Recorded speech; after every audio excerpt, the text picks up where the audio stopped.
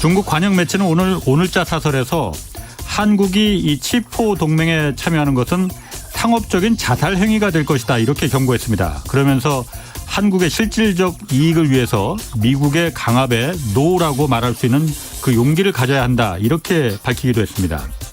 일본이나 타이완과는 달리 우리나라는 전체 반도체 수출량의 60%를 중국이 차지하고 있습니다.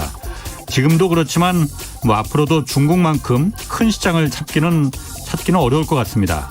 그렇다고 이 동맹 참여를 거부하면 당장 반도체 원천 기술을 갖고 있는 미국과 등을 지는 그런 상황이 올 수도 있습니다. 참 어려운 상황입니다. 그렇지만 한국이 그만큼 중요하기 때문에 미국과 중국이 서로 끌어들이려고 지금 하는 겁니다. 우리에게 그만큼 힘이 있다는 사실을 명심하고 최대한 반대 극부와 실리를 챙기는 그런 외교적 역량을 발휘해야 합니다. 네, 경제와 정의를 다잡는 홍반장, 저는 KBS 기자 홍사원입니다. 홍사원의 경제쇼 출발하겠습니다. 유튜브 오늘도 함께 갑시다.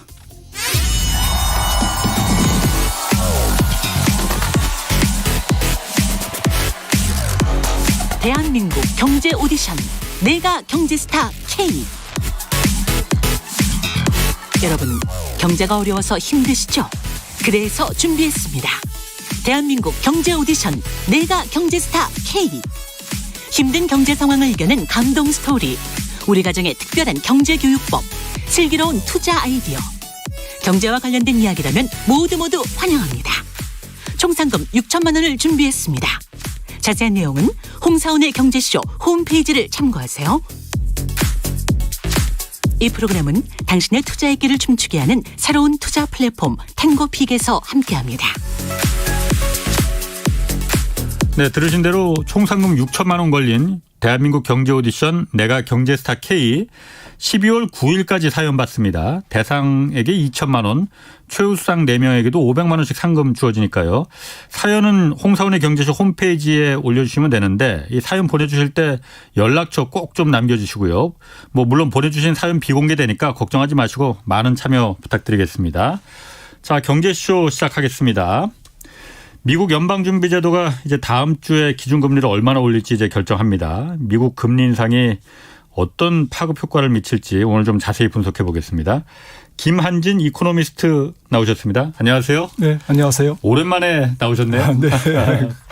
자주 좀 부탁드리고요. 네, 자주 불러주십시오. 자, 미국 기준금리가 다음 주 수요일 날 결정되죠? 네. 화요일, 수요일 그 회의를 거쳐서 지난달에는 0.75%포인트 올렸는데 이번에도 그거보다 그만큼 아닌 그 이상 1.0%포인트 올릴 울트라 자이언트 스텝을 넘어서 이제 울트라 스텝 이런 얘기가 나와요. 그 정도 올릴 가능성도 있다 이런 얘기도 솔솔 나오는데 어떻게 전망하십니까? 네, 시장에서는 지금 0.75%포인트 네, 자이언트 스텝으로 좀 모아져 있고요. 컨센서스가.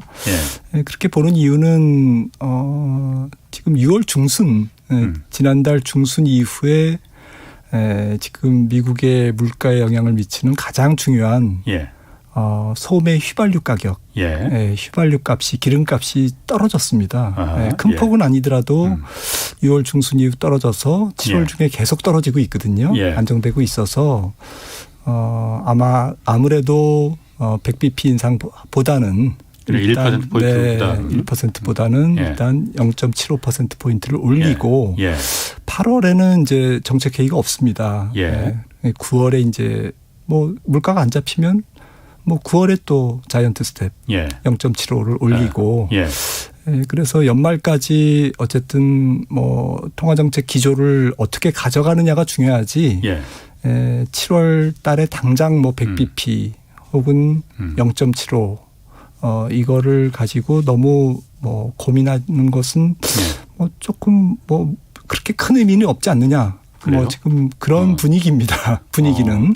왜냐하면 지난달에도 0.75%포인트 올릴 때도 그전까지는 다 0.5% 정도 올린다고 예상했었잖아요. 근데 막판에 갑자기 인플레가 그전 달에 꺾였다가 다시 올라가는 거 보고서는 0.75로 그냥 올린 거잖아요. 그때 좀 결정적인 역할을 한 게 제롬 파월 의장이 밝혔듯이 미시간 대학에서 이제 설문조사를 해서 예. 소비자들이 이제 인플레이션을 어떻게 보는지 기대 인플레이션을 이제 값을 구하는데 그게 3.3%가 나왔어요. 서프라이즈하게 나와서 그게 이제 조금 0.75를 올리는데 결정적 기여를 했다. 이렇게 사람들이 얘기하거든요. 근데 그 값이 미시간 대학 그 소비 인플레이션 기대 값이 지금 지난달은 3.3에서 3.1로 또 수정됐습니다. 낮게. 좀 줄어들었어요. 네. 그리고 최근에 나온 소비자 기대 물가는 지금 2.8로 많이 낮아졌습니다. 네. 그래서 소비자들이 이제 뭐 여러 가지 경기 침체에 대한 우려 또 뭐 이런 것들이 이제 투영되면서 앞으로 물가가 많이 안 올라갈 것이다라고 이제 기대하고 있기 때문에 그런 상황에서 1%포인트는 조금 과도한 것이 아닌가 이런 뭐 의견들이 좀 더 우세한 것 같습니다.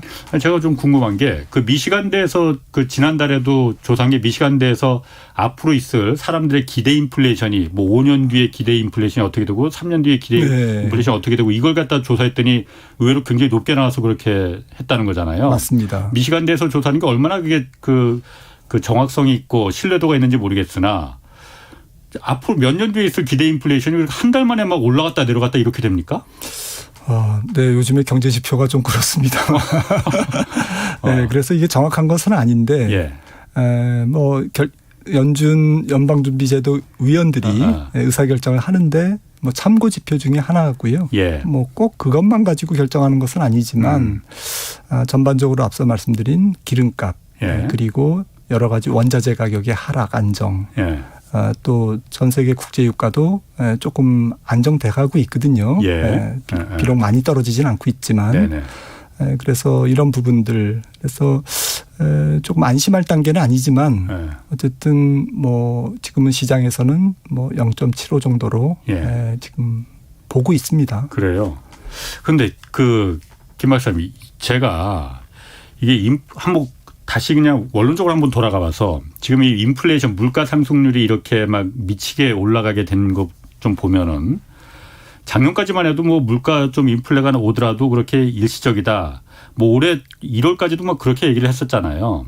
왜냐하면은 공급망이 지금 좀 문제가 생겨서 공급이 부족하니 뭐 자동차용 반도체가 지금 못 만들어서 자동차 값도 올라가고 그러니까 이거 곧 해결된다라고 해서 공급이 부족해서 그런 거라고 했잖아요.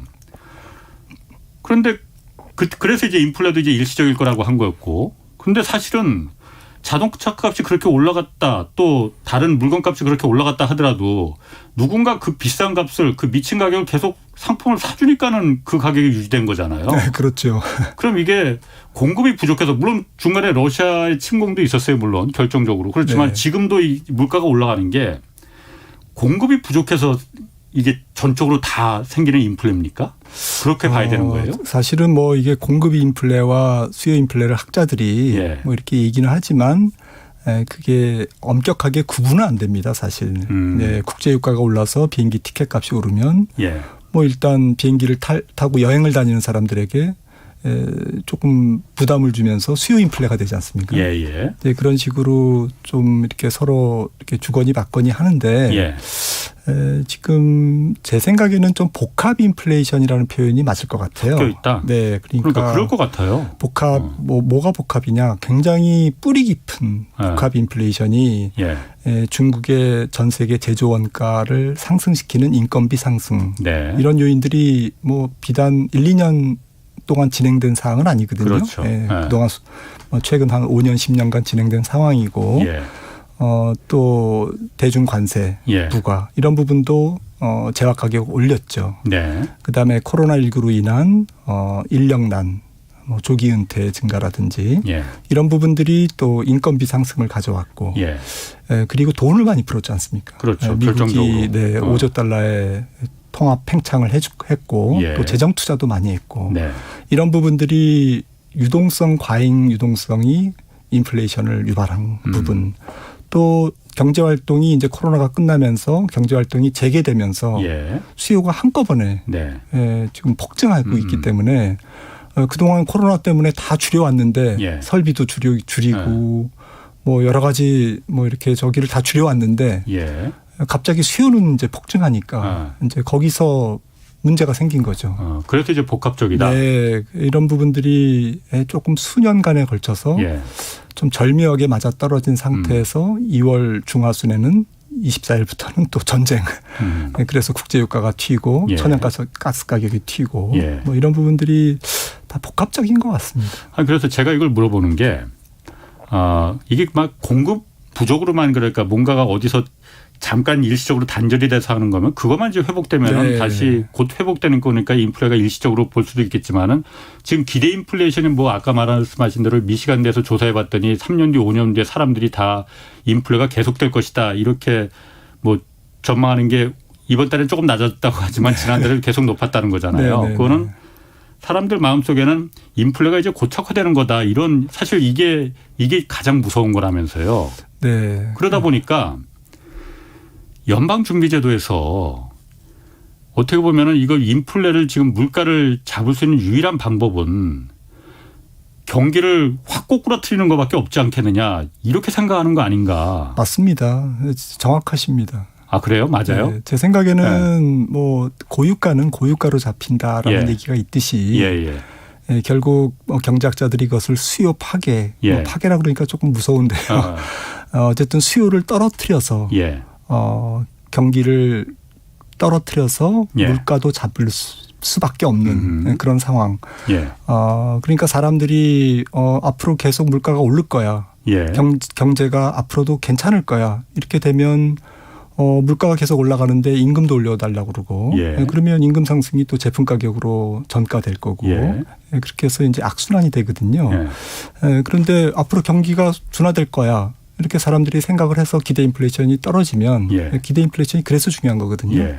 그래서 사람들이 심리가 덜 써야지. 예. 그러면 뭐 여러 가지로 소비가 줄고 예. 기업들이 투자도 줄고 또 해고도 늘겠죠. 네. 기업들은 이제 뭐 고용도 줄이고 이렇게 되면 전체적으로 국민 경제에서 수요가 줄면서 예. 수요가 주니까 적게 쓰니까 물가가 떨어지는 예. 그런 부분들을 우리가 역사적으로 많이 경험했는데 이번 같은 경우에는 이제 연준이 조금 뒤늦게 지각 긴축을 한 부분 예. 또 앞서 말씀 나눈 그런 여러 가지 복합적인 요인이 절묘하게 이렇게 서로 융합돼 가지고 예. 종합돼서 물가가 너무 지나치게 튄 부분 예. 이런 부분들이 이제 어우러져서 네.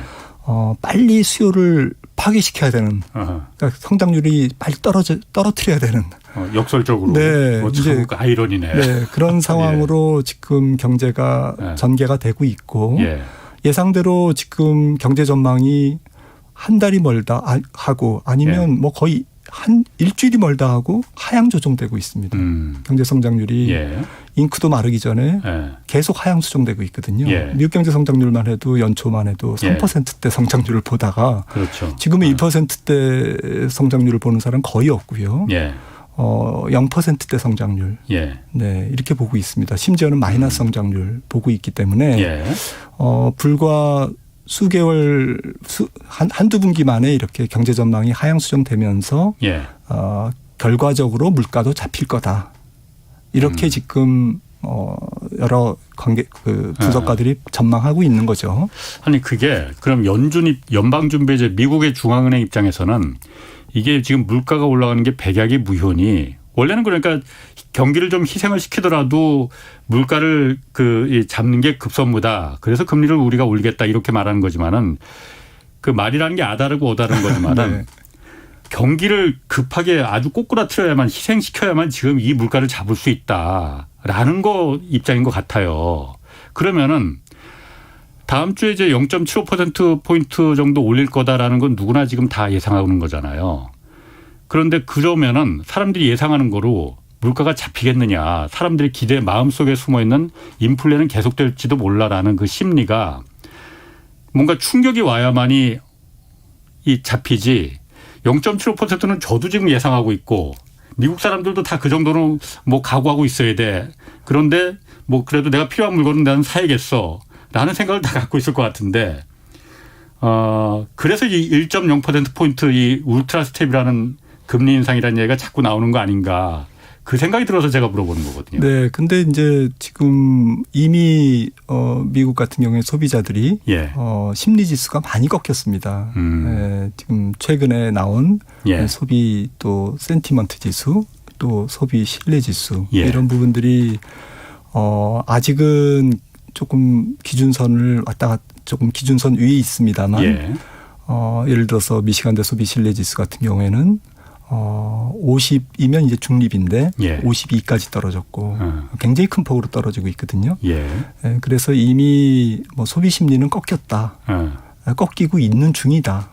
이렇게 지금 보는 게 맞을 것 같고요. 그렇군요. 네. 그리고 앞서 말씀 나눴듯이 뭐 하반기 성장률을 다 낮게 보고 있고 예. 또 그게 여러 경제 지표들로 지금 확인이 되고 있습니다. 예. 그래서 연준이 아무튼 뭐 하반기에도 금리를 계속 올릴 겁니다. 네. 올릴 거지만 아무래도 이번 인플레는 길고 조금 이렇게 끈질기게 전개 이렇게 쉽게 인플레가 사라지지는 않을 거지만 그렇다고 너무 이제 급하게 올릴 경우에는 또 부작용도 있거든요. 예. 그런 부분들을 고려해서 이제 결정을 하겠죠. 그럼 그 인플레 정점이 언제일 거냐? 사실은 지지난달에 정점이 잠깐 내려갔었잖아요. 소비자 물가 상승률이. 네. 그때 잠깐 내려갔을 때 그때 정점이 온 거다 이렇게 판단했을 때 그다음 때는 또 다시 올라갔더라고요. 맞습니다. 정점이 언제가 지금 보면 될까요? 분명한 거는 지금이 이제 3분기지 않습니까? 예. 그래서 7, 8, 9월 중에 정점은 찍을 것 같습니다. 지금 에너지 가격이 떨어지고 있고 네. 그다음에 여러 가지 뭐 금속 가격, 예. 생산 원가에 들어가는 여러 가지 원자재 가격들이 떨어지고 있기 때문에요. 다만 이제 안 떨어지고 있는 게 이제 주거비. 네. 주거비가 잘 안 떨어지고 예. 또 물가 상승률의 주거비 비중이 미국은 높거든요. 30% 그렇죠. 정도 예, 예, 차지하기 때문에 그래서 주거비는 이제 좀 지속될 가능성이 높고 또 가을 이후에 에그플레이션 음식료 쪽에 농수산물 가격이 또 올라가면 또 이제 음식료 가격이 올라가기 때문에 이제 이런 부분들은 잘 안 떨어질 가능성이 있는데 나머지 이제 생산 원가 또 여러 가지 서비스 요금 또 임금 이런 부분들은 조금 피크를 친 것 같거든요. 정점을 지난 것 같습니다. 그래서 종합적으로 따져 보니까 미국 물가는 지금 떨어져서 7월, 8월 물가 그러니까 7월, 8월 물가가 확인되는 것은 8월, 9월이 되겠죠. 그렇죠. 한 달 늦게 나오니까. 그래서 한 8월, 9월에 우리가 확인하는 7, 8월 물가는 정점 내지 정점을 이미 통과한 그런 수치를 확인할 수 있다. 이렇게 보고 있고요. 그럼에도 불구하고 하지만 연말 미국 소비자 물가는 지난달 9.1%에서 그러면 얼마까지 떨어질 거냐. 제가 계산해 보니까 7% 밑으로 떨어지기는 어렵더라고요. 그 계산하는 뭐 특별한 방법이나 뭐 일반적인 방식 같은 게 있는 겁니까? 네, 이제 비중이 있으니까 물가 지수를 구성하는 그 비중을 하고 이제 시뮬레이션을 계속 해보는 거죠. 근데 사실 이제 가정이 제일 중요한 게 기름값이죠. 기름값 전망이 틀리면 그렇죠. 가정이 잘못 들어가기 때문에 이제 뭐 결과값이 이제 빗나갈 텐데요. 아무튼 뭐 지금 결국 돌고 돌아서 기름값에 달려 있습니다. 기름값 특히 수요 사이드의 기름값은 이제 안정될 수밖에 없다. 문제는 이제 공급 사이드의 기름값, 공급 사이드의 인플레이션이 잡히냐 마느냐 이런 부분들은 좀 복잡하거든요. 또 경제적으로 예측이 불가능하고요. 또 지정학적 위기라든지 또 전쟁, 그다음에 러시아의 자원 무기화 이런 부분들과 연관돼 있기 때문에 사실은 뭐 좀 엄밀한 의미에서는 그냥 가정에 불과한 거죠. 그러면은 다음 주 뭐 일단 수요일이면 이제 그 결정 발표가 나오겠지만은 미국의 기준금리가 만약에 0.75%가 올라갔을 때 하고 또 그보다 좀 더 공격적으로 1%가 올라갔을 때 이런 두 가지 경우가 그보다 더 낮게 나오거나 더 높게 나오지는 않겠죠, 설마. 그 두 가지가 있을 때 지금 요즘 미국 증시는 요 며칠 하루 이틀 어제 오늘 좀 올랐잖아요. 좋잖아요. 만약 0.75% 정도가 나왔을 때 그리고 1%가 나왔을 때 미국의 증시는 어떻게 될까요? 큰 차이 없을 것 같습니다. 둘 다? 네. 1% 올리면 다음에 조금 적게 올리겠다. 뭐 이렇게 반응하면서 예.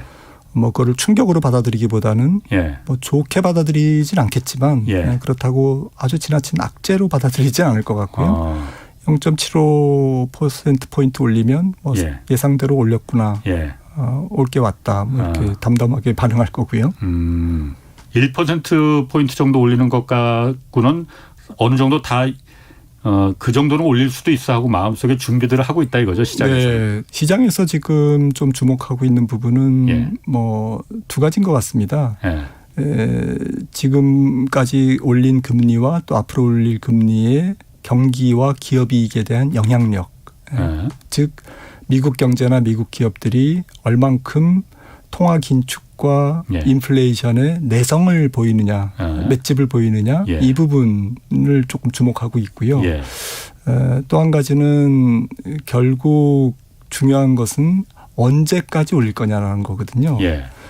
근데 지금 시장에서 보는 것은 저도 똑같이 생각합니다만 내년 한 4월에서 6월 그러니까 예. 내년 2분기 정도가 금리 인상의 종점이 아닌가, 종착역이 아닌가 이렇게 생각을 하고 있고요. 예. 그리고 올해 말까지는 어쨌든 뭐 미국 기준금리가 지금 1.75에서 4.0 정도까지 굉장히 앞으로도 좀 계속 올릴 것 같고요. 예.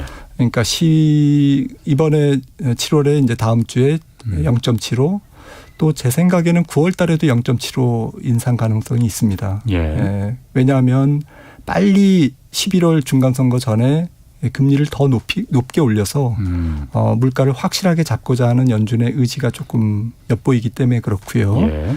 그리고 그다음에 11월, 12월에는 0.5 혹은 0.25 예. 이렇게 옛날에 베이비 스텝이라고 그러죠. 그렇게 이제 되돌아가는. 예.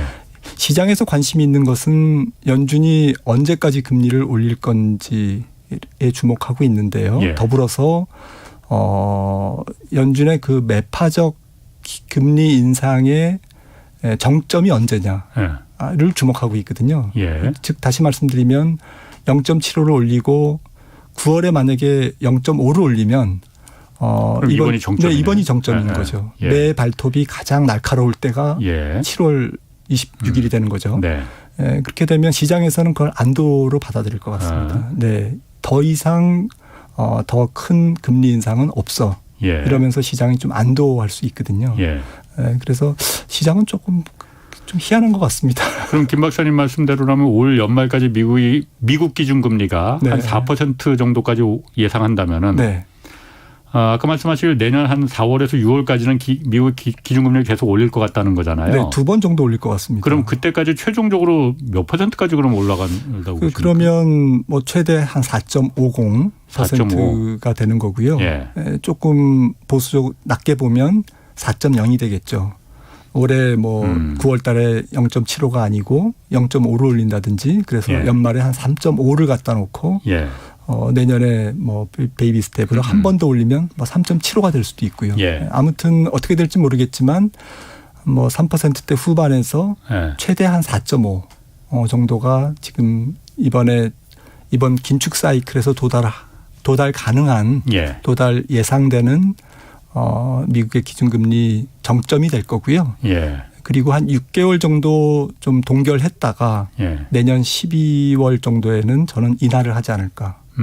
25bp부터 인하를 하지 않을까 예. 이렇게 생각을 하고 있습니다. 뭐 인하하기 전에 어쨌든 그러면 그렇게 올라갔을 때 올해 연말이 만약 4%까지 기준금리가 올라간다면은 지금 우리나라 기준금리가 이번 달에 올려서 2.25%잖아요. 네네. 아마 이번 달에 미국이 기준금리 올리면은 뭐 역전은 될 거예요. 미국의 기준금리가 오히려 한국보다 더 높아질 가능성이 커요. 네, 네. 뭐 그런데 0.75%포인트 미국이 올린다면은 뭐 0.25% 정도 차이니까 네. 높더라도 이 정도는 견딜 수 있는 거 아닌가 이런 그 분석들은 많이 있어요. 그런데 말씀하신 대로 연말에 예를 들어서 미국의 기준금리가 4%까지 막 간다 하면은 한국이 기준금리를 미국이 올린다고 그렇게까지 따라갈 수 있을까? 이 한국과 미국의 기준금리 차이가 우리가 걱정하는 거는 한국의 자금이 돈이라는 게 금리 따라 이자 많이 주는 대로 따라갈 수밖에 없는 거니까 미국이 기준금리를 높여버리면은 한국에 있는 외국인 자금들이 다 미국으로 빨려 들어갈까 봐 지금 좀 우려하는 거잖아요. 네네. 금리 차이가 한국과 미국의 기준금리 차이가 어느 정도 차이까지는 우리가 버틸 수가 있을까요? 외국인 자금이 버틸 수가 있을까? 그동안 뭐 이렇게 그 금리 차가 있었던데 때를 이렇게 조사를 해보면 한미 금리 차가 0.5에서 1.0 사이 정도 벌어지는 것은 뭐 비일비재했다. 예. 그래서 평균적으로 0.5에서 1.0 정도는 우리나라 그 어쨌든 외화 유출이 어느 정도는 제한되고 아니면 크게 유출되지 않는 버틸 수 있는 금리 차가 아닌가 이렇게 보고 있습니다. 문제는 근데 이렇게 단순한 어쨌든 분석 전망보다는 원화값이 앞으로도 계속 절하될 가능성이 높을 때와 이제 원화값이 너무 많이 떨어져서 이제 원달러가 내려갈 그러니까 원화값이 상승할 가능성이 높다라고 사람들이 특히 외국인들이 해외에서 이렇게 볼 때와 자금 유출의 어떤 강도라든지 또 특히 주식시장에서 외국인들의 주식 매도 어떤 공세라든지 이런 부분들은 차이가 있더라고요. 그러니까 제가 지금 물어보고 싶은 것도 그거거든요. 옛날에 과거에 한국과 미국 간의 기준금리 차이가 그 벌어졌다 하더라도 그때 문제가 없었던 때하고 지금하고 같느냐. 지금은 원화가치 원달러 환율이 1,300원을 지금 상식적으로 넘고 있는 상태잖아요. 그때는 그러지 않았잖아요. 맞습니다. 이런 그 변수가 생겼는데 문제 안심해도 되는 건지 문제 없겠느냐. 제 생각에는 일단 뭐 조금 단기적으로 보면 한 1년 정도 내년까지만 보면 일단 우리나라의 국가 신용 등급 그리고 즉 외국인들의 우리나라 국채에 대한 선호도라는 측면에서는 대규모 자금 이탈 가능성은 매우 낮다 이렇게 생각을 하고 있고요. 그리고 두 번째는 원화의 적정 가치 이런 부분들이 조금 산정하기 애매한 부분이지만 최근 1년간 놓고 보면 우리나라 원화가 기축통화가 아님에도 불구하고 유로화나 파운드화 정도로 달러 대비 하락했거든요. 평가절하됐거든요. 그러니까 지금 진행되는 원화값의 하락이 원화 가치의 하락이 우리나라의 고유의 문제라기보다는 미국의 금리 인상 또 높은 인플레이션 전 세계적인 경기 침체 우려 이런 불확실성 때문에 생긴 달러 강세에 따른 반대 통화의 약세에서 도매급으로 다 같이 이제 하락하는. 그러니까 유로나 엔화도 같이 다 떨어졌으니까. 엔화는 뭐 26%나 떨어졌습니다. 최근에 1년간. 그래서 뭐 우리나라 기축통화가 아님에도 불구하고 유로화나 파운드화 정도. 유로화는 특히나 뭐 조금 경기 침체 우려가 조금 있긴 합니다만 더 아무튼 그 정도는 그 정도라면 우리나라의 고유의 문제는 아니다라는 것이죠. 그런데 그 부분도 사실 물론 유로화나 엔화가 더 떨어졌어요. 그러니까 원화보다는. 그런데 유럽이나 일본은 금리 인상 긴축을 하지 않은 상태잖아요. 우리나라는 선제적으로 금리를 계속 올렸잖아요. 그런데도 금리를 안 했는데도 지금 우리는 이렇게 원화 가치가 금리를 우리는 이미 올렸는데도 몇 번 올렸는데도 원화 가치가 이렇게 떨어진 건데 그쪽 유럽이나 일본하고 같이 비교를 하는 게 맞느냐. 저쪽은 이제부터 시작할 거잖아요. 그래서 맞습니다. 정확한 지적이신데 그래서 특히 지금 연준이 금리를 인상한 지난 3월 이후부터 전 세계 좀 환율이 다 평가절하됐고 달러 값은 올랐거든요. 맞습니다. 지금 우리는 작년 8월부터 금리를 올렸음에도 불구하고 기축통화가 아니기 때문에 금리를 인상했음에도 불구하고 유로화 정도로 떨어졌다. 통화 가치가. 만약에 금리를 인상 안 했으면 더 떨어졌을 거다. 원달러가 더 올라갔을 거다라는 것은 분명합니다. 그래서 아무튼 금리 차가 뭐 자본 유출과 전혀 관련 없는 것은 아니지만 그렇다고 금리 차가 전부는 아니다라는 부분들을 좀 그렇군요. 기억할 필요가 그럼 있습니다.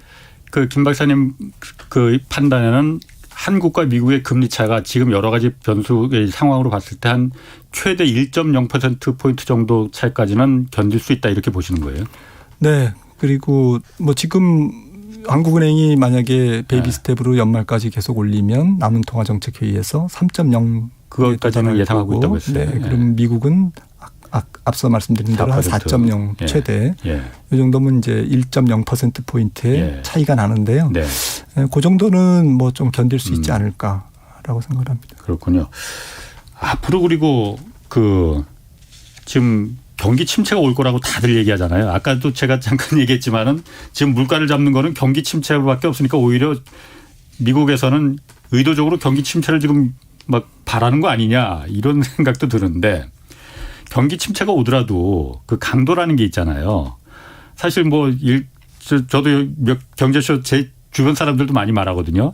우리나라에서 정말 해방 이후에 경기 침체가 아니었던 적이 언제 있었느냐라고 뭐 다들 그렇게 어렵다고 생각하니까 강도가 어느 정도로나 올 거냐 이번에 누구는 대공황 수준까지 온다 이렇게까지 겁을 주는 사람도 있고 그냥 사이클상 늘상적으로 오는 호황과 불황 그 정도 수준일 거다라고 이제 보는 분들도 있고 김 박사님께서는 어떻게 생각하십니까? 이번에 어쨌든 이렇게 돈을 많이 푸는 적도 인류 역사상 없었던 일이고 이렇게 인플레가 이렇게 급하게 크게 오는 것도 사실 40년 만에 이렇게 오는 거잖아요. 그러다 보니까 경기 침체가 곧 불어닥친다는데 얼마나 강도가 세게 밀어닥칠까 어떻습니까? 전 세계적으로는 뭐 조금 경기 침체가 좀 길 것 같습니다. 제 생각에는. 네.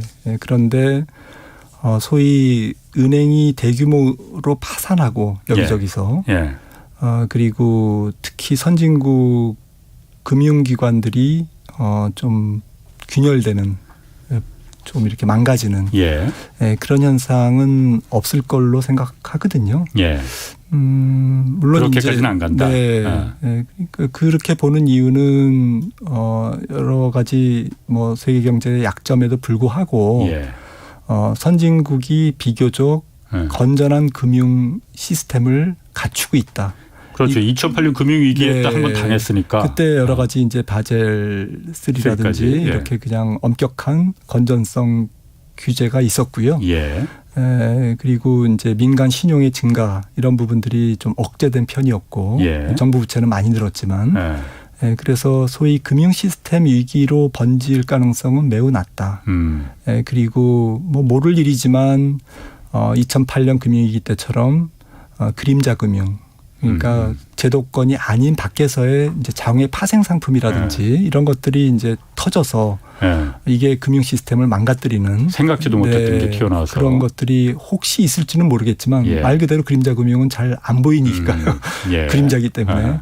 하지만 지금 조금 전체적인 부분은 핀테크라든지 또 여러 가지 코인과 관련된 여러 가지 좀 그림자 금융은 있지만 리만 브라더스 사태처럼 그렇게 주택 시장과 이렇게 연결돼서 이렇게 금융 시스템을 완전히 폭망시키는 그 정도까지는 아니지 않을까. 그래서 저는 미국은 특히 좀 이번 경기 침체가 좀 광범위하거나 굉장히 수분기에 지속되면서 소비 생산 투자를 완전히 망가뜨리는 그러한 고약한 경기 침체라기보다는 기술적 경기 침체에 가까운 그러니까 마이너스 0.몇 %, 마이너스 한 1% 분기별로 이렇게 한두 번 들어갔다가 나오는 그런 정도의 경기 침체가 아닐까. 대신에 좀 경기 침체 기간은 조금 길 수밖에 없는 것은 이번 인플레이션이 떨어진다고 하지만 물가 상승률이 떨어진다고 하지만 미국만 해도 올해 말에 7%를 넘는 인플레이션을 기록할 것 같고요. 굉장히 높은 거죠. 이제부터 막 떨어져도 7%거든요. 그리고 내년 말은 4.5%. 후년에 가야 거의 한 3%. 옛날 같으면 3%면 금리를 막 올려야 되는 그런 인플레이션이거든요. 그런데 내년을 지나서 후년에 과거에는 금리를 올렸던 인플레이션이 도달한다. 이거는 굉장히 인플레이션율이 길게 진행된다라는 거고. 그것도 모든 게 지금 다 좋은 조건으로 봤을 때 후년에 3% 정도 나는 거잖아요. 또 다른 뭐 전쟁 같은 게 터지거나 네, 유가도 뭐 150불 이상으로 안 가고 예. 네, 뭐 좀 이렇게 잘 풀린다고 가정했을 때 예. 그런 거고요. 그렇다면 아무튼 이번 경기 침체는 여러 가지 실질 소득의 감소라든지 예. 또 대출 둔화, 예. 부진, 뭐 그다음에 부동산 가격의 조정 예. 이런 거에 따른 전반적인 내수 경기의 둔화 예. 이런 것들이 다 어우러져서 진행되기 때문에 예. 폭은 깊지 않지만 기간은 조금 길 가능성이 높다라고 생각을 합니다. 제가 그 경기 침체가 뭐 저도 사실 뭐 아직까지는 침체라는 걸 그렇게 막 느끼지는 못하잖아요. 실질적으로. 네, 네. 뭐 사실 과거에 코로나가 한창 막 유행했을 때 그때 자영업자들 문 닫고 그러는 거 보면은 그때 오히려 진짜 침체였다고 네. 실물 경기에 침체했다고 느끼지만 아직 지금은 사실 그때 이후로 벗어난 지가 지금 보복 소비도 못 했는데 뭘 침체야 벌써 이 얘기가 나오는데 엊그제 이제 중국의 2분기 성장률이 발표가 됐잖아요. 그게 굉장히 충격적인 수치였잖아요. 0.4% 성장률을 기록했더라고요. 네. 그거 보면은 아니 중국은 그런데 사실 지금 긴 축으로 들어가지도 않고 오히려 경기를 부양하는 돈을 계속 푸는 상태였는데도 저렇게 0.4%가 나왔네. 이거는 어떻게 해석을 해야 되지? 그럼 다른 나라들은 앞으로 저거보다 더 막 이제 꼬꾸라지는 건가? 이런 막 두려움 같은 것도 좀 생기거든요. 일단 중국은 왜 저렇게 갑자기 0.4%라는 0%대의 성장률이 나온 거예요? 네, 2분기는 뭐 4, 5, 6월이니까 그 4월 달, 5월 달이 특히 봉쇄가 있었고 네, 지금 베이징 봉쇄 예. 이 부분이 컸던 것 같고요. 예. 또 한 가지는 이제 주택 시장이 부동산. 네, 부동산이 분양이 계속 안 되고 예. 또 집값이 하락하고 예. 또 지금 부채가 많은 뭐 작년에 헝다 예. 그룹 에버그란데의 어떤 그 부실화 문제가 이슈가 됐었는데요. 예. 이런 부분들이 지금 뭐 그 부동산 개발 업체와 건설 업체들의 부실화, 예. 거기에 따른 이제 지방 경제의 지방 정부의 성장 둔화, 네. 뭐 지방 정부의 성장 둔화가 모여서 뭐 중앙 정부의 성장을 이제 만드는 거니까요. 예. 예. 이제 이런 부분들이 지금 중국 경제의 성장 둔화로 나타난 것 같습니다. 그러면 중국 같은 경우는 사실 지난 한 석 달 가까이 증시가 거의 전 세계에서 유일하게 혼자 좋았잖아요. 그래서 중국 증시 유망하다고 들어간 분들도 꽤 있고 경제쇼 패널에 출연하신 분들 중에서도 다른 나라보다 중국 증시가 가장 전도가 좀 좋다, 전망이 좋다라고 전망하신 분들도 많이 있었거든요.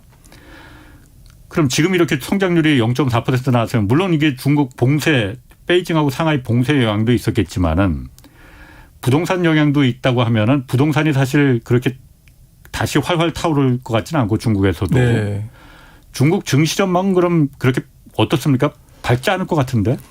네, 중국은 미리 좀 바닥을 찍었기 때문에 예. 세계 증시가 좀 하락할 때 예. 2분기 중에 좀 반대로 올랐던 예. 그런 상황인데요.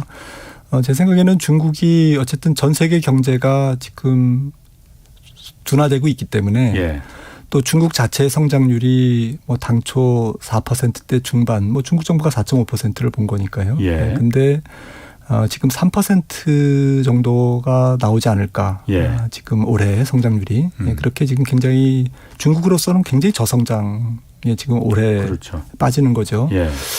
그리고 말씀하셨듯이 그 부분이 좀 구조적이다. 예. 공급 과잉과 특히 건설 부분의 과잉 투자에 따른 후유증, 예. 또 가계 부채 문제, 또 기업들의 과잉 부채 문제, 또 거기에 따른 지방 정부의 성장 둔화 예. 이런 부분들이 어우러져 있는 좀 구조적 요인에 기인하기 때문에 예. 조금 중국 경제, 중국 증시를 저는 그렇게 뭐 이렇게 밝게 보지는 않습니다. 그래서 좀 어느 정도 박스권에서 예. 좀 많이 빠지면 예. 중국 정부가 일단 뭐 지금 가을에 시진핑 상비 집권도 지금 앞두고 있고 예. 그래서 대규모 부양책을 계속 쓰지 않습니까? 그리고 지금 물가가 중국도 계속 올라가거든요. 물가 부담이 있기 때문에 또 부동산 경기를 꼬꾸라뜨리는 것은 아니지만 예. 그렇다고 부동산 경기를 지나치게 또 부양해서 또 부동산 경기가 다시 활활 타올라도 예. 그건 또 골칫거리거든요. 예. 네, 그래서 적당한 선에서 지금 통제를 해야 되기 때문에 예. 좀 통화 정책보다는 재정 정책, 예. 좀 미시적인 좀 핀셋 정책이라고 그러죠. 예. 산업별로 지원을 한다든지 그리고 지방 정부로 하여금 돈이 없으니까 예. 옛날에는 이제 분양도 하고 공단도 개발하고 이렇게 해서 이제 자체적으로 굴러갔는데 이제 그게 잘 여의치 않으니까 네. 좀 지방 정부가 채권을 발행할 수 있도록 이렇게 한도를 늘려줬거든요. 그랬죠. 네, 예. 이러한 그 재정 정책을 통해서 예. 한쪽에서는 뭐 전 규제를 하고 예. 한쪽에서는 또 재정 부양을 정책을 하고. 부양을 예. 하고 예. 또 금리도 계속 좀 동결하고 예. 이렇게 해서 성장률을 떠받치는데 안간 힘을 쓸 가능성이 있습니다. 근데 그러니까 그럼에도 지금 불구하고 그럼에도 불구하고 지금 0.4가 나온 거잖아요. 네네. 네, 그럼에도 불구하고 하반기 성장률이 높지 않을 거다. 예. 네, 그런데 이제 중국 주식을 조금 이렇게 살펴보면, 예. 그러니까 지금 말씀 나눈 전체적인 산업재, 뭐 소재, 그리고 에너지, 그리고 이제 뭐 구경재 예. 이런 쪽은 공급 과잉에 계속 시달릴 것 같아요. 예. 건설 부문 예. 이런 부분들은. 반면에 이제 중국 정부가 이번 기회에 조금 경제 구조를 좋게 만들려고 하는 부분은 신성장 산업이지 않습니까? 예. 예. 그래서 이러한 부가가치가 높은 신성장 산업에 대해서는 굉장히 미시적인 산업 정책 지원을 아끼지 않을 것 같거든요. 예.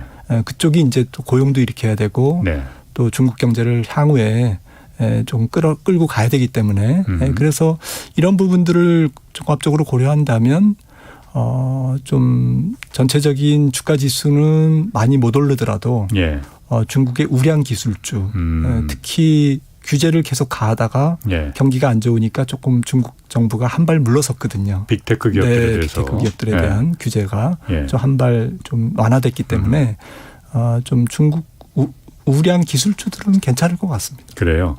그러면 미국 주식시장은 어떻습니까? 그러면은. 그래서 미국 주식시장은 뭐 앞서 말씀 나눈 것 중에 시스템적 위기, 예. 뭐 은행이 망가지거나 예. 뭐 부도율은 올라가겠지만 뭐 엄청난 대기업이 부도가 나고 뭐 이런 일이 없다라는 가정하에서는 예. 고점 대비 한 30% 정도 주가가 하락하는 것이 좀 합리적이다. 예. 과거에 보니까 이렇게 지금 통계를 저희가 가지고 있고요. 예. 그렇다면 S&P 500 지수 기준으로 미국의 가장 표준 지수죠. 예.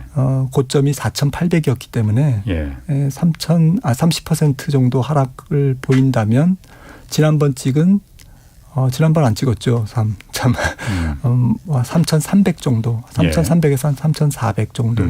그러면 지금 주가 지수에서 뭐 그렇게 큰 폭에 지금 한 4,000 정도 S&P 500 기준으로 예. 되기 때문에 한 10여 % 정도만 이제 조정을 보이면 예. 최악의 경우에도 그 정도의 조정이면 뭐 되지 않을까. 저는 그렇게 생각하고 있기 때문에 위로는 조금 뭐 경기가 그래도 올해와 내년에 걸쳐서 계속 그렇게 지지부진할 거기 때문에 예. 또 기업 실적도 계속 내려가고요. 네. 그래서 아직 갈 길은 멀다. 예. 그래서 넓은 U자형이나 자칫 잘못하면 뭐 조금 오르다가 경제도 그렇고 주식시장도 그렇고 W자형 다시 이제 좀 약간 주저앉는 예. 그런 좀 침체가 좀 오래 지속되는 내년까지 그런 약간 박스권의 장세가 아닐까라고 생각을 합니다. 그럼 중국과 미국 그렇다 치고는 우리나라 증시 같은 경우에는 어제 오늘은 조금 괜찮은 좀 오른 것 같아요. 그런데 제가 요즘 보면은 우리나라 증시는 전적으로 외국인 투자 자금이 들어오느냐 안 들어오느냐 이거에 달려 있는 것 같은데 우리는 어떻습니까? 일단 외국인 투자 자금들이 어제 요 며칠 좀 들어오는 것 같은데 나가다가 왜 다시 들어오는 건지 특별한 이유가 있는 건지. 요즘에는 좀 알고리즘 매매라고 좀 기계적인 매매가 좀 많은 것 같습니다. 알고리즘 매매가 뭐죠? 그러니까 이제 자동으로 매수와 매도 주문이 나가는 그런 그 매매가 좀 많아졌고요. 예. 그러다 보니까 조금 한국 주가가 싸지면 예. 자동으로 매수를 들어오는 예. 그런 외국인 매매도 많은 것으로 알려져 있고요. 예. 또 한 가지는 이제 환율이죠. 환율이 최근에 이제 뭐 유럽 중앙은행이 예. 50bp 0.5% 포인트를 이제 올린다고 하니까 조금 엊그제도 예. 이제 유로화가 좀 강세로 가면서 달러가 예. 좀 약세로 네. 이제 좀 진정되면서 원 달러도 조금 눌려 있고 예. 뭐 이러다 보면 또 환율에 따라서 예. 환율의 변동에 따라서 단기적으로 들락날락하는 자금들 예. 이런 것들이 종합해서 또 삼성전자가 굉장히 싸진 좀 밸류콜이라고 그러죠. 예. 조금 가격이 충분히 싸졌기 때문에 조금 매수할 수 있는 그러한 의도를 가진 그러한 단기 매수에도 들어올 수 있고요. 예. 이런 부분들이 어우러져서 지금 외국인들의 매수가 형성이 되고 있는 것 같습니다. 그럼 우리 증시는 하반기는 좀 어떤 게 전망하세요?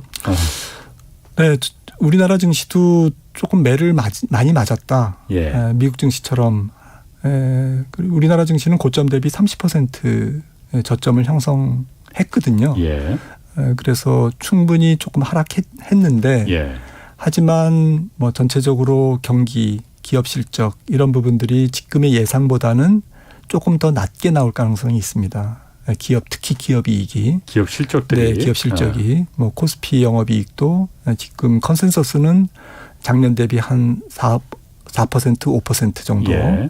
지금 뭐 좀 둔화될 것으로 보고 있는데 그것보다는 조금 더 둔화될 가능성 또 내년 2023년에도 기업 이익이 조금 지지부진할 가능성 이런 부분들을 고려한다면 우리나라 주식시장 역시 글로벌 주식시장과 더불어서 좀 긴 박스권 예. 그러니까 뭐 중간중간에 이제 베어 마켓 랠리라고 그러죠. 기술적인 반등은 계속 나오겠지만 예. 지금 같은 예. 하지만 기술적 반등을 보고 쫓아가면 또 이제 좀 재미가 없고 예. 그리고 충분히 떨어지면 또 많은 뭐 사람들이 좀 실망하고 좀 주식시장을 떠나려고 하면 또 다시 또 오르고 예. 그런 것이 반복되면서 나중에 지나고 보면 U자형의 긴 지루한 바닥을 형성하는 그러한 초입 국면 또 중반 국면이 아닐까 이렇게 생각을 합니다. 사실 주식시장이라는 게 제가 잘 모르지만은 이게 어떤 기업들의 실적 뭐 이런 거하고 경기 지수 이런 거하고 그렇게 딱 비례하는 것 같지는 않더라고요. 네. 지금 보면 모든 숫자들은 전부 다 사실 지금 우리나라 무역 수지가 물론 뭐 환율도 워낙 오르고 기름값도 비싸니까 그렇긴 하지만은 지금 4달 연속 무역 수지 적자를 기록할 가능성이 매우 크잖아요. 그리고 수출도 지금 빨간불이 들어왔다고 하고 모든 숫자들이 다 그렇게 좋지가 않은데 그럼 주가라고 해서 이게 혼자서 좋을 이유가 있겠느냐. 그렇기 때문에 지금은 다 빼야 되는 거 아니냐. 어떻습니까? 지금 시간이 그렇게 많지는 않은데. 근데 길게 보면 사실은 뭐 10년 전에 조금 비싸게 사도 예. 지금 좋지 않습니까? 그러니까 주가는 10년 전에 비해서. 네. 10년 전에 조금 뭐 아주 작은 파동에서 예. 아주 비싸게 사서 예. 뭐 단기적으로 10% 손해를 봤다. 예. 그런데 안 팔고 계속 지금까지 갖고 있었으면 예. 굉장히 괜찮지 않았을까요? 수익률이. 예, 그렇죠. 예. 그러니까 자본주의 경제가 결국에는 예. 좀 여러 가지 방법을 다 동원해서 특히 기업들이 창의적으로 창조적 파괴를 통해서 예. 앞으로 나아가서 성장을 하는 예. 기존의 한 수십 년간의 또 한 100년 이상의 이런 그 역사를 반추해 본다면 예. 결국 주식시장은 명목경제 성장률과 주주 보상, 예. 배당 수익률 등의 주주 보상의 합으로 이렇게 수렴하거든요. 예. 그러니까 결국 우상향할 수밖에 없다라는 것이죠. 결국은 네. 기다리면 네. 그래서 단기적으로는 좀 내려간다 하더라도 거기 일희일비하지 말고. 네. 그 가치 투자의 아버지라는 벤자민 그레엄이 그런 얘기를 했습니다. 시장 전망 자료를 믿지 마라. 믿지 마라. 네. 그리고 단기 예측을 하지 마라. 자신을 믿어라. 알겠습니다. 자, 김한진 이코노미스트였습니다. 고맙습니다. 네. 감사합니다. 자, 내일은 윤석열 정부의 부동산 정책과 관련된 이슈들 좀 짚어보겠습니다. 지금까지 경제와 정의를 다잡는 홍반장 홍사원의 경제쇼였습니다. K 드라마, And the Oscar goes to Parasite. K 무비, K 팝. 세계를 뒤흔들고 있는 K 열풍. 이제 최경영의 최강 시사가 이어갑니다. 대한민국 대표 K 시사. 매일 아침 7시 20분. 최경영의 최강 시사.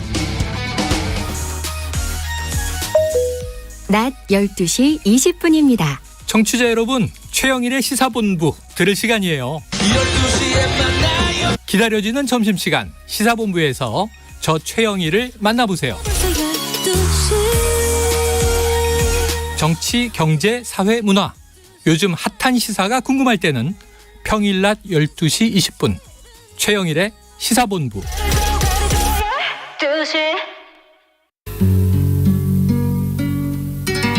나는 여자로서 남자들처럼